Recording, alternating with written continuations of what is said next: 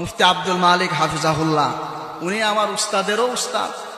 আমার উস্তাদ ছিলেন উলুমুল হাদিসে। আমি উনার লেখা কিতাব পড়ছি আল মাদখাল, ওই কিতাব আমি পড়েছি। উনার ছাত্র মাওলানা আমিনুল হক আজাদি দামাত বারকাতুহুম, উনি ছিলেন হাটহাজারী মাদ্রাসার নাম্বার আউয়াল ছাত্র।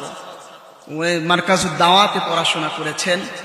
তো আব্দুল মালিক হাফিজাহুল্লাহ সেই সূত্রে আমার উস্তাদেরও উস্তাদ। এখন বর্তমান বিশ্বে হাতে গোনা যে কয়েকজন হাদিস বিশারদ আছে, তার মধ্যে উনি একজন অন্যতম ব্যক্তি। অনেক প্রতিষ্ঠানে, অনেক বিশ্ববিদ্যালয়ে, আরব বিশ্বেও উনার কিতাবকে সিলেবাসভুক্ত করা হয়েছে। এজন্য উনার ব্যাপারে আমরা কটু কথা বলা থেকে সাবধান থাকি।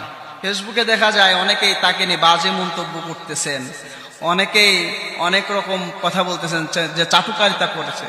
না, আসলে এমন না। উনি একজন প্রচার বিমুখ মানুষ ছিলেন। উনি যে বাইতুল মুকাররমের খেতাবতি পেয়েছেন, ওই জন্য উনি আবেদন দেননি, বরং ওনার কাছে প্রস্তাব দিয়েছে। এজন্য উনি ওই ধরনের মানুষ না যে তিনি কোনো পদ বাঁচিয়ে রাখার স্বার্থে চাটুকারিতা করবেন, বরং তিনি দ্বীনের যেই সত্য কথা, সঠিক কথা, সেটাই তুলে ধরেন। আল্লাহ রাব্বুল আলামিন আমাদেরকে বুঝার তৌফিক দেন।